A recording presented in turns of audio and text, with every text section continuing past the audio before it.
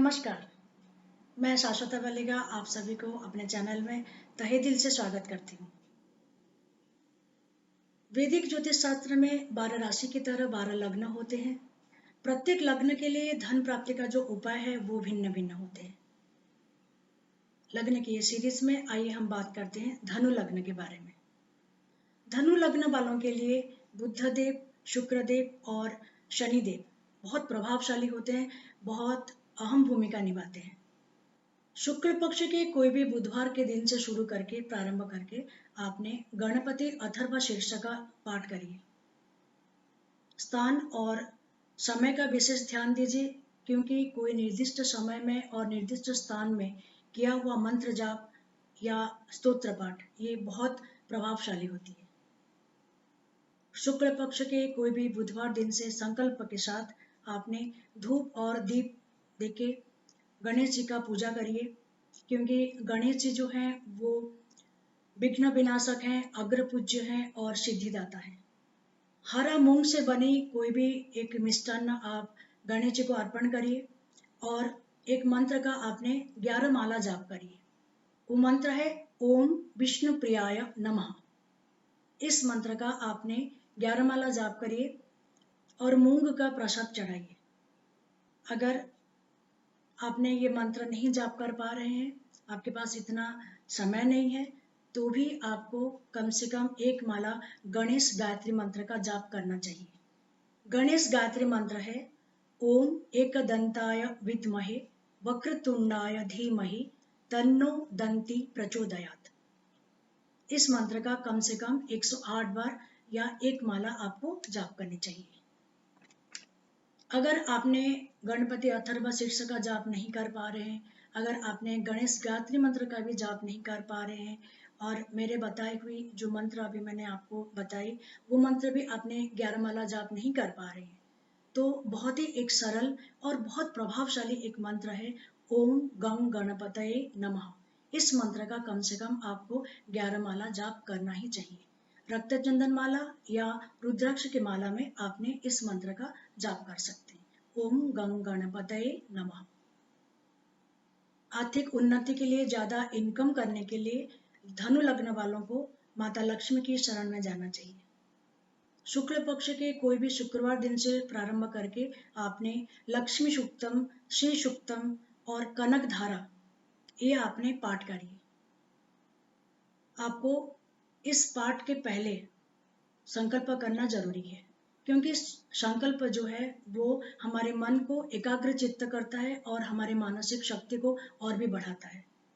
शुक्ल पक्ष के कोई भी गुरुवार के दिन से प्रारंभ करके आपने विष्णु सहस्त्र नाम का पाठ करिए।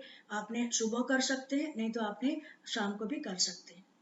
अगर आपने विष्णु सहस्त्र नाम नहीं पाठ कर पा रहे हैं, आपके पास इतना समय नहीं है, तो आपने उनका एक अति प्रिय नाम है, विष्णु भगवान का एक अति प्रिय नाम है, वो है माधव। तो आपने उस मंत्र का जाप करिए ओम माधवाय नमः। इस मंत्र का आपने कम से कम 11 माला या 21 माला, ज्यादा से ज्यादा 1 लाख आपने जाप कर सकते हैं। प्रत्येक दिन 1 लक्ष बार जाप करना संभव नहीं है, इसलिए आपने 11 माला 21 माला ऐसा जाप करिए ओम माधवाय नमः।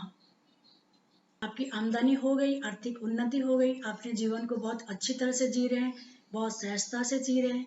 उसके बाद आगे के समय के लिए हमें धन संचय करनी चाहिए। इसलिए धन संचय के लिए हमें शिव भगवान या माता काली को संतुष्ट करनी चाहिए।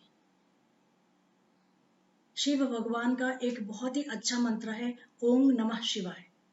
आप इस मंत्र का कम से कम 11 माला जाप करिए। इस मंत्र को आपने शुक्ल पक्ष के सोमवार के दिन से स्टार्ट कर सकते हैं। अगर आपने ओम नमः शिवाय का जाप 11 माला नहीं कर पा रहे हैं, तो आपको शिव पंचाक्षरी मंत्र जो है नागेंद्र हाराय त्रिलोचनाय भस्मांगराय, ये वाला जो मंत्र है, ये मंत्र को आपने प्रत्येक दिन या रात को पाठ करिए एक बार।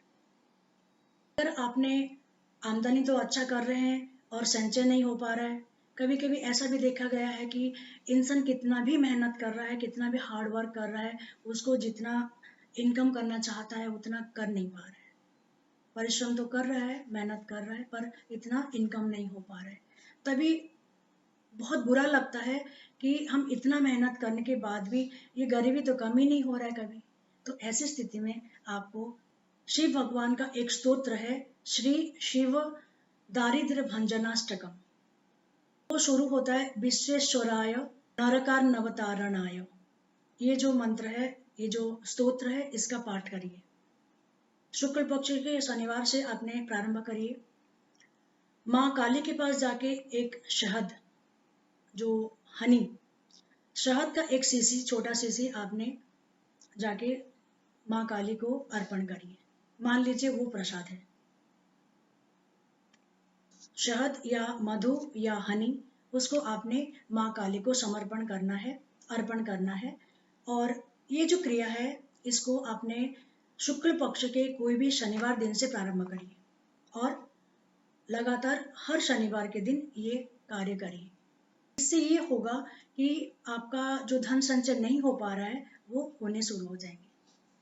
अगर आपने कोई भी मंत्र जाप नहीं कर पा रहे हैं, आपके पास इतना समय नहीं हो रहा है, तो आपने ये भी कर सकते हैं कि जो तंत्रोक्त बीज मंत्र है, बुद्ध देव का, शुक्र देव का और शनि देव का जो तंत्रोक्त बीज मंत्र है, उसको आपने कम से कम 1 माला जाप करी प्रत्येक दिन या प्रत्येक रात को। बुद्ध देव का तंत्रोक्त बीज मंत्र है ओम ब्राम ब्रीम ब्रोम सह बुधाय नमः। शुक्र देव का तंत्रोक्त बीज मंत्र है ओम द्राम द्रीम द्रोम सह शुक्राय नमः। और शनि भगवान का जो तंत्रोक्त बीज मंत्र है वो है ओम प्राम प्रीम प्रोम सह शनिश्चराय नमः। शुक्ल पक्ष के गुरुवार दिन से प्रारंभ करके आपने प्रत्येक गुरुवार को शुद्ध घी से बनी हुई दिया प्रज्वलित करिए माता लक्ष्मी को। अगर आपने कोई मंत्र जाप नहीं कर पा रहे हैं, आपने कोई स्तोत्र पाठ नहीं कर पा रहे हैं, आपके पास मंदिर जाने के लिए समय नहीं है, पूजा करने के लिए समय नहीं है, तो कम से कम आपने और भी एक उपाय कर सकते हैं।